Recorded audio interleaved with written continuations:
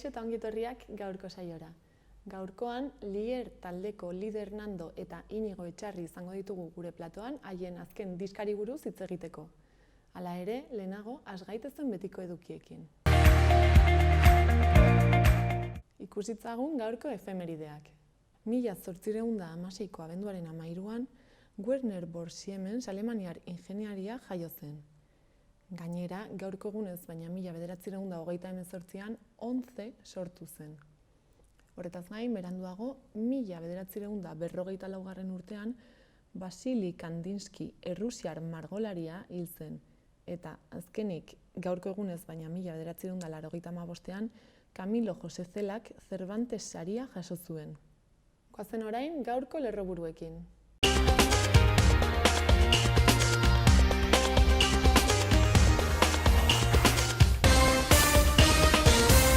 Arratsalde on eta ongi etorri bertan berri albistegira. Gaur abenduaren 13 astelena, hauek dira Iruña herriak eta Nafarroak utzitako albiste nagusienak. Nafarroa hondamendi natural izendapena eskatuko dio Espainiako gobernuari. Azken egunetako uholde eta lur jauziak bi hildako eragin dituzten Nafarroko iparraldean Lesaka eta Zunbilan. Zirmautuko langilek enpleguaren defensaren aldeko elkartaratze egin dute garapen ekonomiko eta enpresarialaren departamentoaren aurrean. Nafarroko gobernuari Zirmautoren itxieran inplikazioa eskatzeko. Desgaitasuna duten nazioarteko egunean Zermin erakundeak gogoan izan ditu desgaitasuna duten pertsonen eta hauen familien eskubideak. Nafarroko gobernuak bat egin du giza eskubideen nazioarteko egunaren ospakizunarekin Pertsonak gara kanpainarekin. 2019ko Txupinazoren epaia dela eta Josea Baurreak Iruñeko udal zinegotzi kargori uko egin dio. Nafarroko torturatuen sareak torturatuei ahotsa emateko eta aitortza eta erreparazioa lortzeko elkartea sortu dute. Nafarroak eta Euskadik bi erkidegoen arteko lankidetzaren protokolo orokorra zabaldu eta eguneratu dute. Nafarroko artxiboak anualeko batailaren mendeurrenari eskaini dio abenduko mikroerakusketa.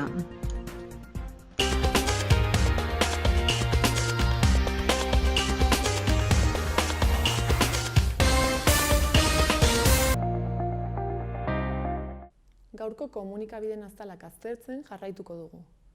Diario de Notiziasekin hasiko gara.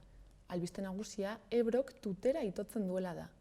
Eta bestalde, osasuna bere bertsiorik onenera hurbiltzen ari dela ere azpimarratzen du azal honek. Pasa gaitezen Diario de Navarrara.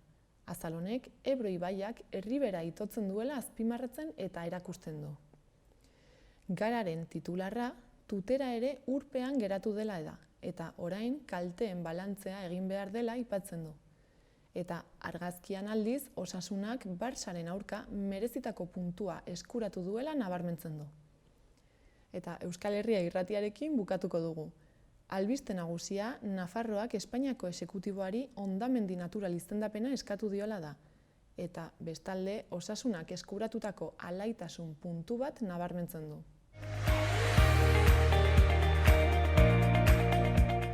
Joan gaitezen orain, gaurko eta biharko eguraldien iragarpenekin. Gaur astelena giroa eguzkitsua izango da, behe-lainoarekin Ebro ibarrean. Antizikloiak aginduko du eta hego-haizea ibiliko da. Arratsaldean ekialdetik finkatuko da kostaldean. Goizean goiz eta azken orduetan temperatura baxua izango da, batez ere barnealdean, baina egunaren erdiko orduetan giroa goxoa izango da. Maksimoak 15 gradu ingurukoak izango dira Kantauri isurialdean eta 12 graduren bueltakoak hegoaldean. Zerua oskarbi egongo da egun osoan, baina Ebro ibarrean behe-lainoa izango dugu hizpide. Baliteke egun osoan ez jasotzea eta ondorioz giroa hotza eta umela izatea. Eta bihar asteartean eguraldi eguzkitsuarekin jarraituko dugu. Ebro ibarrean berriro ere behe-lainoa sortuko da. Nafarroan baliteke ez jasotzea. Gainontzeko lekuetan zerua oskarbi egongo da. Egunaren hasieran eta amaieran hotz egingo du, batez ere barnealdean, baina erdiko orduetan giroa goxoa izango da. Norabide aldakorreko haize ahula ibiliko da, hego osagaikoa nagusituz.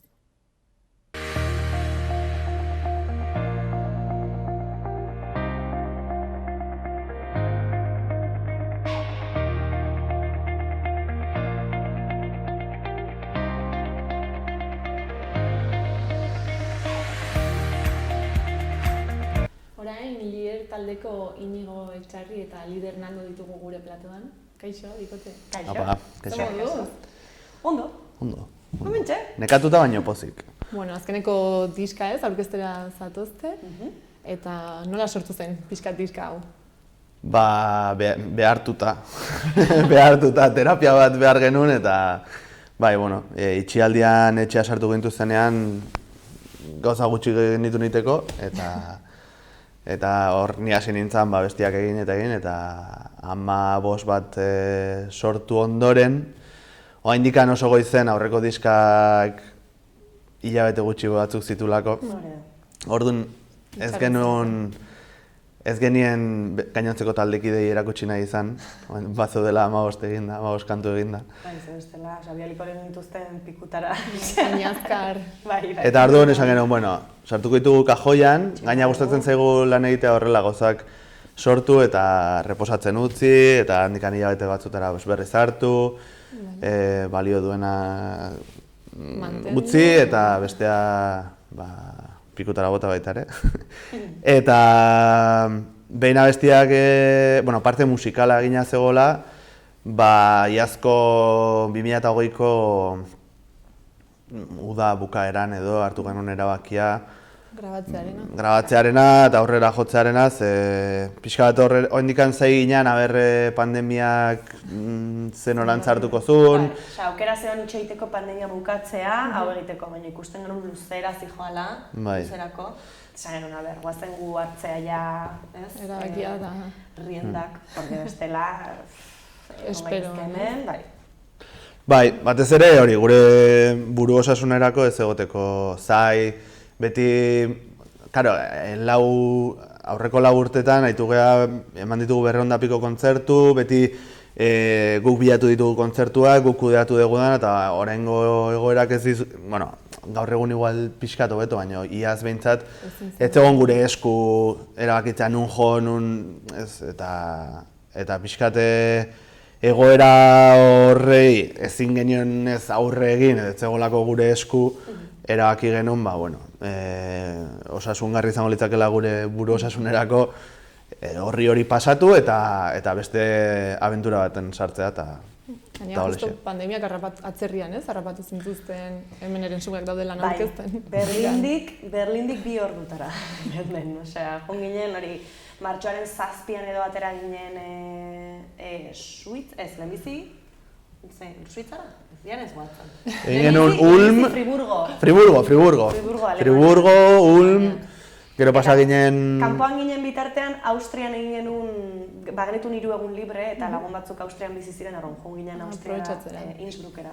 Eta hor etorri zen ja notizia, ostras, Euskal Herrian dena juten ari da pikutara, eta baina guretzat ez, osea, guri ez, ez genuen sinistu nahi. Ez genuen sinistu nahi. Ez genuen sinistu nahi. Guri ez dago gertatuko. Gaina guk esaten genuen, itxiko dituzte, nik zer dakit, Navarra Arena, edo Velodromoa, edo areto oso handiak, ez? Baina 200 pertsonantzako aretoak mantenduko dituzte. Eta, etxo, hori izan zen arrazoia buelta emateko, ze gu Berlinera gindoa zen, Berlinen dana zeolako itxita, baino, dana, 150 pertsonako arteko aretoak oandikan mantentzen zituzten irekita, eta gurea bazen horietako bat, orduan esan genuen, guazen, eta guazen eta kontzertu hori, eta gero ikusiko dugu. Baina handikan 2 ordutara ginela ditu ziguten, eta esan ziguten, dana itxita. Buelta. Bakizu, dragoi bolako bukaera, bakizu dagoela bulma hor lehioti begira euria iridun bitartean. Hola izan zen.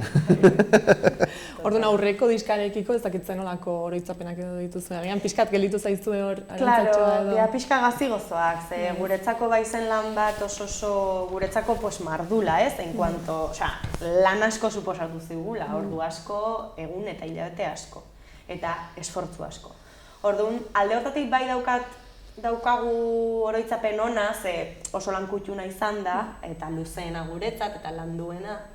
Baina, gero, hartatu zen guztiarekin, hori, azkenean ez da konpentsatu, ez? Hartu dugun lana, gero izan duen bueltarekin, arrazoi logikoengatik, orduan, pixka zigozoa. Nirekat bukatu, azken baten diskoa ez delako diskoa bakarri da diskoa, eta gero ondoren datorren bira, ez? Eta diskoa bere baitan, bukatu genuela, baina proiektua ez genuen gauzatu, eta nik uste da gehiatu zaigula bukatu gabeko sentsazio bat. Hola, difuminatu da, eta... Disko horren bira, ez da egon kontzerturik disko horrena, Euskal Herrian, non jendea onden zutik. Orduan, galdu dugu zati handi bat. Bueno, baina ala ere, erabakizten duten beste diskateratzeko garaia zela. Ala ere, agian horregatik, ez? Osa, jazta, pasa pagina. Bai. Bueno, eta diska honen izenburua ez, eta hutsa zen helmuga, zer esan nahi duzue horrekin?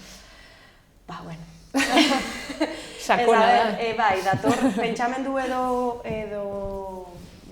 ez da esaldia talkoa hartua, baina dator pixkat Oteizaren mundutik, saiakeretatik eta bere filosofiatik, ez? Berak zioen, bazegoela huts bat, denok ezagutzen dugun hutsa dela hasierako hutsa, hasieran dena zen hutsa, ez? Big Bang agertatu aurretik dena zen hutsa. Eta gero sortzen gera, eta gero gizarte eta gizaki guztiak, goaz ikaspenak gehitzen, kapak gehitzen, eta gero artean ere egon dira zikloak non gauza guztiak gehitzen joan diren, baina gero kapak kentzen zoaz, eta berriz itzultzen zea bigarren huts batera, baina ja huts bat dela irakaspenezkoa, piskat zure zikloa amaitutako huts. Eta da, huts askoz ere sosegatuago bat, da huts bat... Optimistagoa.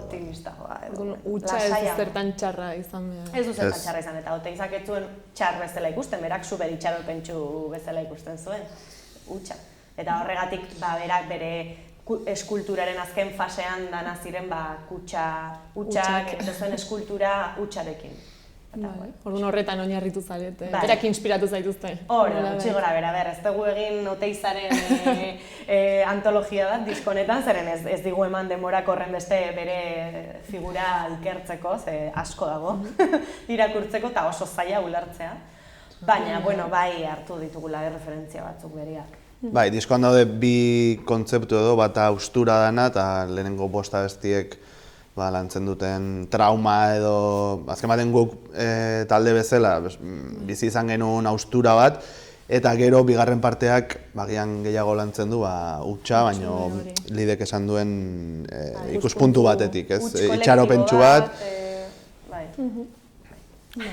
Orduan haustura hori pixkat pandemiak eragindakoa izango litzateke. Hori da, azkenean disko hasten da, lehenbiziko abestiak hitz egiten du pandemiarekin aurreko diskoarekin hartu genuen golpeaz, ez? Eta hortik hasten da pixkat. Lehenbiziko abestia da oso da optimismo bat, baina da optimismo bat de la desesperación. Osa, da pixkat, aldegu guztiarekin guk bide luzean hartuko dugu beti, ze horrela gara indartsuagoak ezakizten. Baina gero pixkat abestiak, urrengo abestiak pixkat pesimistagoa dira, edo pixkat ez pesimista, baina bai, gure zauriak sendatzen hor begiratzen gure estilborrera, ez gaizki gaude. Orduan pixkat ariketa bat, ez? Egin zenuten pixkat zuen barrenak ustearena ere diska honetan. Hori da. Izan da, uste dela gure diskorik autorreferentzialena, abeste guztiak hitzatzen dute guri buruz, salbu igual 6. abestia, dela Portland. Hori da frikada bat, baina beti izate berdina, dela frikada bat. Frikada bat zergatik? Frikada bat delako. Delako frikada bat. Hitz egiten duelako, abesti hori da, gu konfinatuak genden bitartean, hiriak hartu zituzten animalien ikuspuntutik kontatu. Eta da, animaliak berriz ere karreteretatik eta parkeetatik ibiltzen dela, eta pentsatzen gu bitartean gaudela Portlandezko erraldoietan, edifizioetan hor gordeta.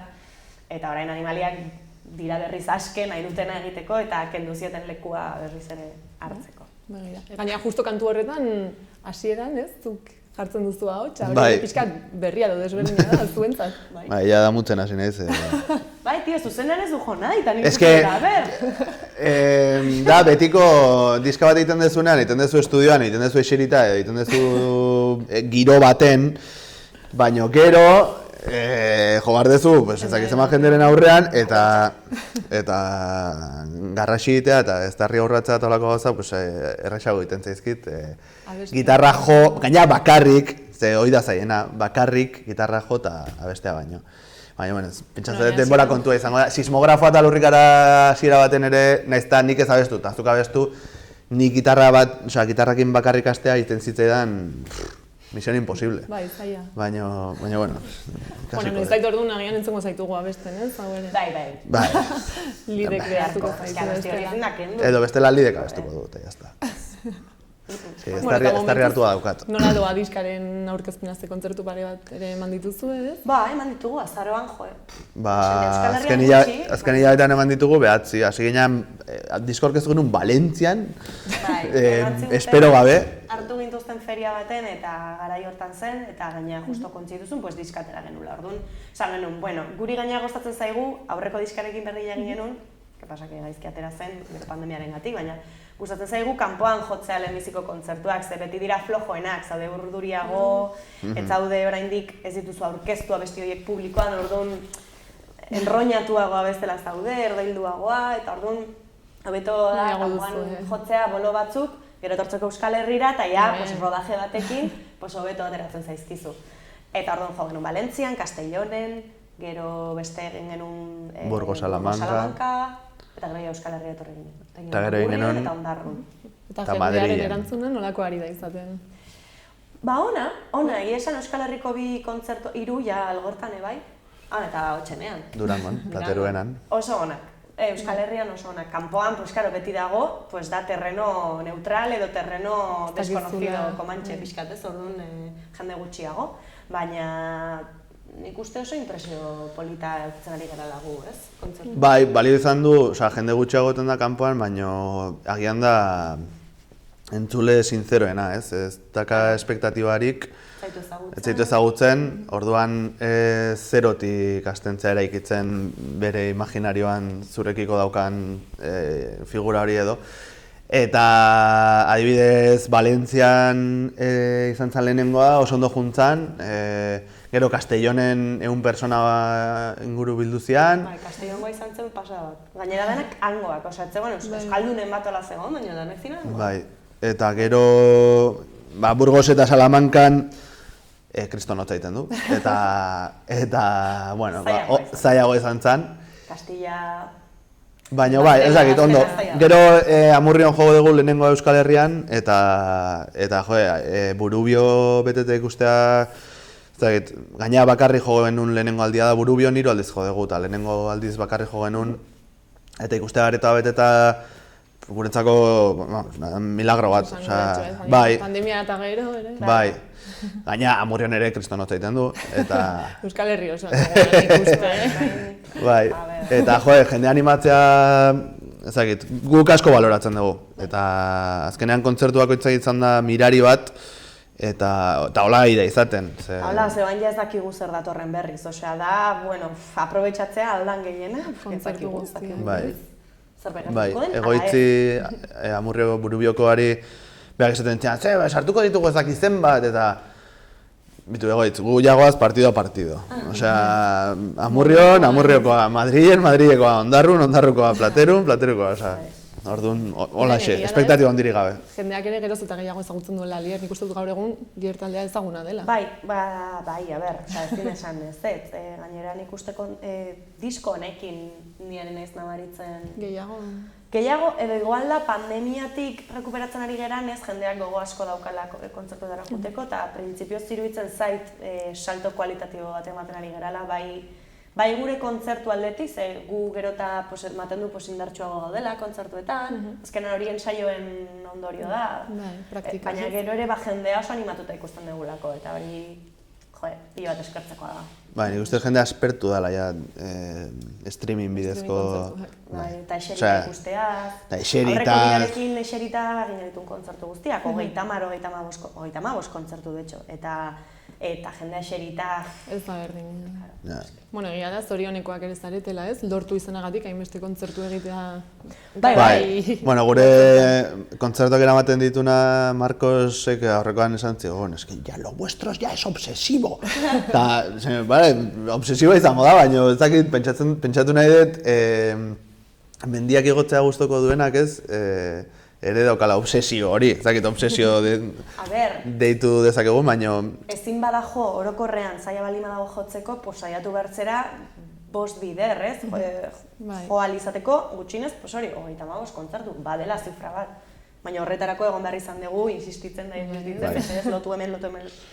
Bai, batez ere hori, gugatu zelako pandemia aurretik, pues, urtean 50-60 kontzertu egitetik, orduan gentozen ohitura batetik, talde azkenan eginda kontzertuetan, ez da hainbeste ensaioko talde bat. Ez badegu asko jotzen, gure kalitatea jaisten da pilo bat. Bueno, gainera zuzenekoak, ez? Oso potenteak dituzu. Bai, eta beti izan da zuzenekoa, helburu bat izateaz gain, zuzenekoak markatu digu norantza jun, ez?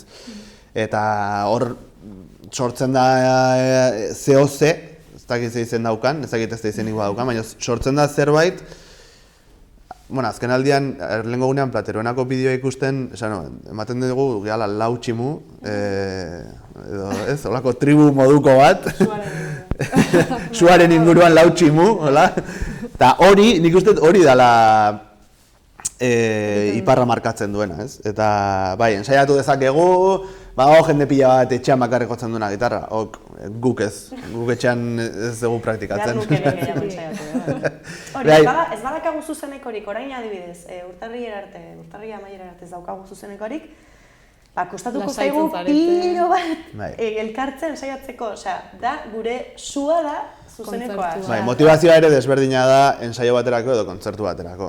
Ensaio baterako normalean beti lan egunaren bukaeran izaten da, Lauroko entzitzeko ordu txikitan izan behar da, nekatuta...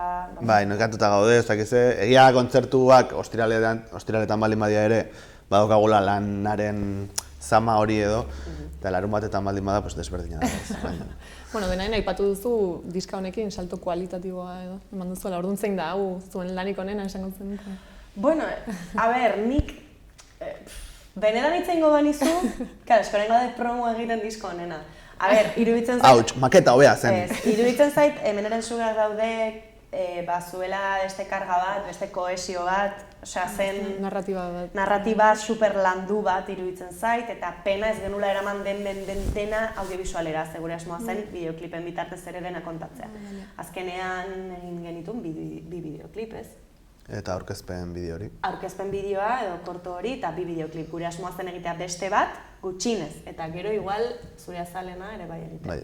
Gure asmoa zen Telma eta Luisen bideoklipa egitea animazioan, eta zure azalen beste bideoklip motz bat egitea horrela. Eta ezin izan zeren egin, ez?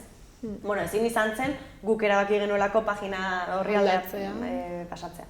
Bai, iruditzen zait, disko horrek baduela zakit kualitatiboki, baina, lan mardulagoa iruditzen zait. Baina hau ere, azkenean da zure heldutasu baten ondorio, ez? Orduan, hau ere dago iruditzen zait oso landua, eta autorreferentziala da, guri buruz hitz egiten du, orduan, bai da koherenteagoa gure momentuko lier horrekin.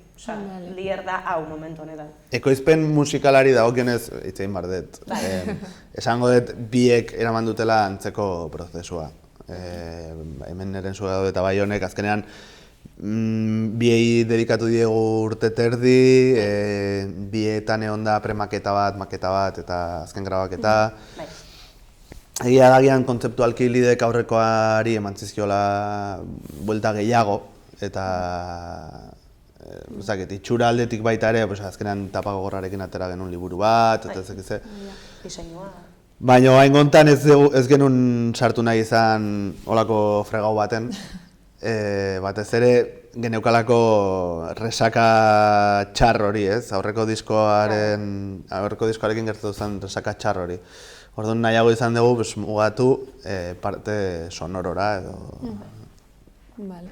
Bueno, orduan desberdinak ez, azkenean besteak jarraitutasun bat edo komplexutasun beste motatako, narratiboki konplexuagoa da bestea bai. Baina musikalki esango nuke, inkluso hau igual ere, landuagoa dagoela musikalki. Eta nola deskribatuko zenukete zuen estiloa, musika estiloa? Ze pixkat denetarik duzu, Hori da, rockaren barruan sartzen gera, orduan rocka da gure terrenoa.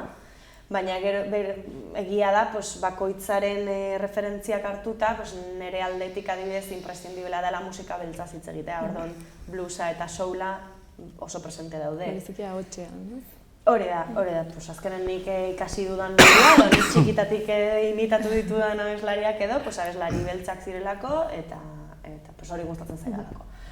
Baina, bueno, gero danetik dago, punketik hasi, hardcoreraino, stonerra, baina rockaren terrenoan. Bai. Bai, ez dakit, argitsuagoa iruditzen zait. Disko hau argitsuagoa da aurrekoa baino. Uste itzuli garela sonoridadadetik tenpluak erreren momentura. Baina, bueno, azkeneko kantuan ez, paradoxak pixkat ere, referentzia egiten diezue aurreko diska hori egiztera pixkat, ez dakit osotasuna edo bukaera bezala. Bai, egiten du jendeak interpretatu dut, eta nik ez duen horrela egin, baina esan ziaten zer nahi zute ziklo bat itxi honekin, eta... Bai, hori dirudi. Bai, badirudi. Ez dakit, nik uste ziklo bat baino, azkeneko abestia zenez egin nahi nuen retrospektiba bat. Eta, porque iruditzen zitzaidan, hasi nintzen pentsatzen nola iritsi gera gu honaino. Zer egin dugu, eta zergatik gaude orain beste disko bat ateratzen 6 urte bete gabe. Goaz 6 urte betetzera talde bezala eta laugarren disko bat, eske, etzeate gelditu. Eta zuen, bueno, eningo da, etola retrospektiba bat. Bai, eta atera zitzaidan horrela letra, da oso hori errezitatua. Eta nahiko azkarra dela zen letra hori. Eta bai, ez genuen planifikatu, ez genuen esan, venga, itxiko dugu ziklo bat, gainera uste dut urrengo disko bat ere egongo dela, ez da hemen amaiera bat, ez dakigu noiz, egia da, bai gaudela orain pixkat taldean esaten, bueno, a ber, urrengo diskorako itxengo dugu pixkat gehiago, bale? Itxengo ditugu 3 urte, bale? Bai, nik uste aurreko diskan ere komentatu zela olako zerbait, baina bueno. Baina pandemia etorri zen eta pixkat plana, como que transformatu ziren. Egia da, bueno, zuek ez dakit, baina egia da nina hola nahiko pasau de vueltas eta behar detela gelditu pixkat. Eta bali mazaude gu, bai. Porque bera da normalean presa gehien daukana eta sormen handiena daukana. Bera baldin badago horrela. Hauek lasai. Orduan momentuz ez, diska honekin. Bai. Eta kontzertuetan ere beste disketako kantuak jotzen dituzu, ezta? Hori da. Orduan momentuz horrela, eta... Bai, hoberena da orain 4 diska ditugula eta orduan repertorioa sortzeko abesti hoberenak ditugula aukeratu, ez? Tenpluak erre genuenean, bakarrik genuen aukeratzeko tenpluak erre eta hautseko abestiak, orduan bete behar zen, baina orain alditugu aukeratu gehien gustatzen zaizkigunak, eta hori ondo dago. Eta bueno, hemen Iruñean urtarriaren 21ean ez aurkeztuko duzue, elkarren. Zer dutan izanen da? 7 aldea izaten da. Bai. Baina, bueno, jarriko dugu sare sozialetan hemen behian. Ordutegi, hori liburuen da irekita dagoen bitartean, 7 aldera edo. Eta hori izango da disko sinatze bat, pare bat ez, abesti batzuk akustikoan joko ditugu, azalduko ditugu pixkat abesti horiek. Polita izango da, lasaia, ez da bigarren formatu normala. Baina, bueno, ja ohituratu zarete ez, ere pixkat. Hori da, pixkat horrein jarraipena izango da. Eta jendea diskoa erosi nahi duenak edo, hortxe egongo gara sinatzeko, eta... Bueno, gero egia da ez, momentuz hemen inguruan ez dituzela kontzertuak? Ez hori, apirilera arte, apirilaren 9an Atarrabian, Totemen. Beraz... Eta bitartean zebiliko zarete Euskal Herritik, ala kanpora zoazte? Ez, orain ja Euskal Herrian gelituko gara. Bai, orain goz bentsat. Udara pasa arte edo. Bai, oain pila kargatuko ditugu, hemendik urtarrilera bitarte, ez dakagolako kontzerturik. Eta nik uste hor, gorputzak eskatzen balin badegu, azeleradorea zapaltzea edo, ikusiko dugu. Baina, bueno, oain goz hori. Asmoa da jotzea Euskal Herrian. Aretoetan, gaztetxeetan, dena delakotan. Bai, gelditu gabe, ez? Hori da. Pandemia eta gero berreskuratzen. Bai. Ez dakit, nori gomendatuko zenioke, ez? Adibidez, diska hauen zutea. Nori altzaia gustatu? A ber, gure jarraitzaile gehienek 30 urtetik gora dituzte. Beraz, agian nera beren bati. Orain ikusi dugu Durangon, badela sekzio bat dela emakumezko gazteak, osea, 25 urte bitarteko neska gazteak, baten bat edo beste gerturatu da diskoa erostera. Orduan iruditzen zait bai dela filoi bat. Eta gomendatuko nieke, ez? Askotan garai hortan bazaude gehiago beste estiloak entzuteko, ez? Trapa, rapa, oso daudela ere, reggaetoia eta bar. Ez dut esaten nik ez, baina, bueno, Euskal Herrian badago oso espektro zabala, musikari dagokionez, dago popetik, folketik, rocketik, eta neska horientzako askotan abeslaria edo musikariren bat emakumezkoa izatea bada nahikoa arrazoi pues jarraitzeko, ez da oso eskertuta gaude, por cierto. Baina bai, pues horrelako neskaren bati gomendatuko nioke disko hau entzutea, aber rokarekin gozatzen duen, eta hasten den horrela rokeiago entzuten. Seguro bai, nik uste aukera bat eman ez gero, Gero, bai. Azkenan. Eta bereziki zuen zuzenekoak, ez? Hori da, batez ere iruditzen zaigu, eta jendeak ala esan digu, pues, gehien konbentzitzen dugun lekua zuzenekoa direla, orduan lehenbizi etorri kontzertu batera, ikusi, eta gustatzen bat zaizu, erosi. Bueno, kantuak entzun, ez? Apirilera arte hemen totemen jotzen duzuela, horrela ikasten dituzu eta gero abestu daitezke ere. Claro, Primeran, ez dakit ez, agian amaitzeko, zerbait faltatu izan den aipatzeko eta garrantzitsua den esatea? Bueno, hemen Nafarroan leitzan nengo gehala, baita ere, martxoaren 12an. Ateka beltzen, gaztetxean. Eta edozein tokitatik neba dute, pues jungo geha deitu eta hori da, Nafarroan jotzeko goz gabiltza bat, ipat erdialde eta hegoaldean ez dugulako Lizarran baizik. Bai, Lizarran, baina... Lizarran kenduta, Lizarran pare bat aldiz, eta hori, deitu. Primeran. Deitu. Ba, mila esker. Zuei. Etortzeagatik, eta primeran, joan dadila guztia. Mila esker, bai.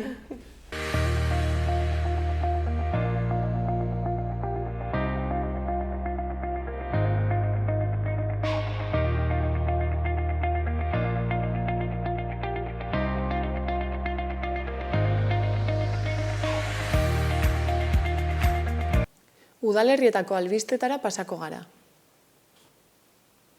Igande honetan, Caritas Antxoainen eta Adebnaren aldeko kontzertu solidarioa izanen da Antxoaingo antzokian arratsaldeko 6etatik aurrera.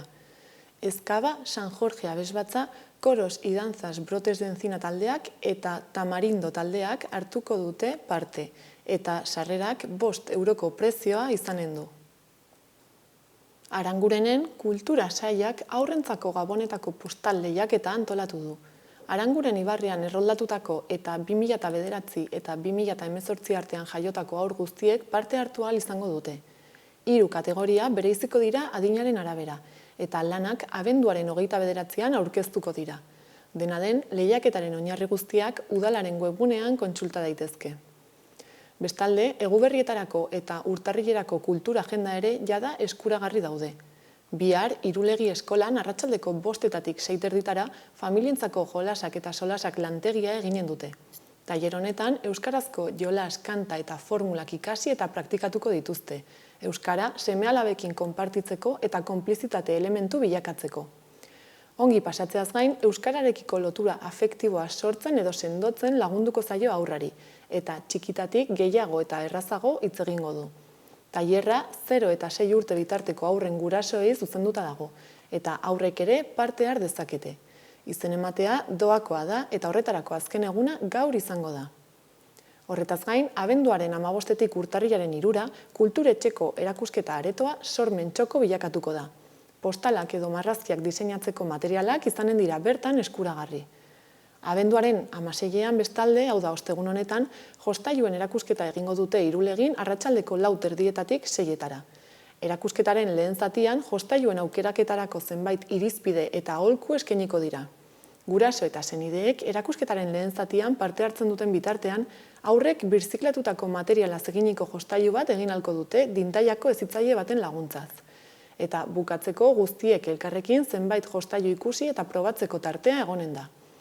Erakusketako jostailuak 3 eta 12 urte bitarteko aurrentzat eta euren senidentzat izanen dira, eta euskaraz dakiten gurasoek zein euskaraz ez dakitenek eta haien seme-alabek parte har dezakete. Izen emateak doakoak dira eta abenduaren 15 arte egin daitezke telefonoz. Gai aldatuz, ostiralean Jo la peor del mundo antzerki musikalaz gozatzeko aukera izanen da arratsaldeko 7etan. Eta egun bat beranduago, larun batean, Olentzeroren bidai zoragarria obra eskainiko du Zirtaka antzerki taldeak arratsaldeko 6etan eta 3 euroko sarreraren truk. Barainainen, nolakoa izango da zure etorkizuna 2030ean, 2030ko agenda lan txukuna eta GJH buruzko formakuntza eta eztabaida parte hartzailea eginen dute, abenduaren 16ean Baragazten arratsaldeko 6etan. Izen emateko esteka online aurki daiteke. Horretaz gain, aurrentzako ilustrazio tailerra eginen dute euskaraz Barainaingo ludotekan doan. 2018ko etxepari saria irabazitako Dani Martiarenak gidatuko du saioa, eta 6 eta 10 urte bitarteko aurrei egongo da zuzendua. Izen emateak abenduaren 9-tiko 20 egiten halko dira. Eta Barainainekin bukatzeko, Baragazten Eguberri arratsaldeak antolatu dituzte abenduaren 13tik urtarrilaren 8 bitarte. Gaurtik abenduaren 18 arte, Gabonetako apaingarri tailerra egingo dute arratsaldeko 6-tatik 8:30. Ondoren, bestelako jarduerak egiten joango dira Eguberrietan zehar. Programa osoa kontsultatzeko udalaren webgunea bisita daiteke.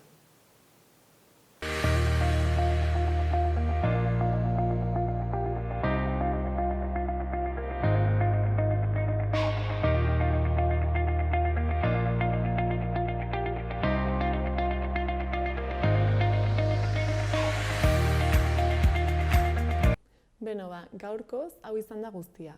Orain, saioarekin bukatzeko, Lier taldearen Orbainetan lehena kantuaren bideokliparekin utziko zaituztegu. Mila esker oregoteagatik eta bihar arte.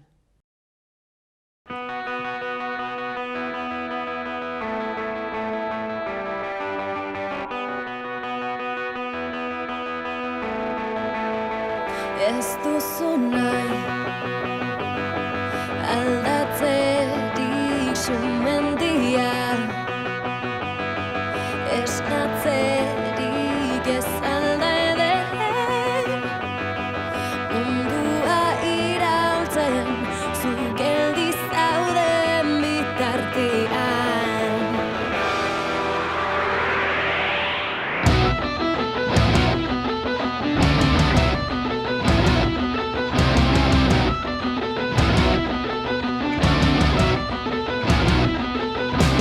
Zerrotera minutela, ez dutela januzte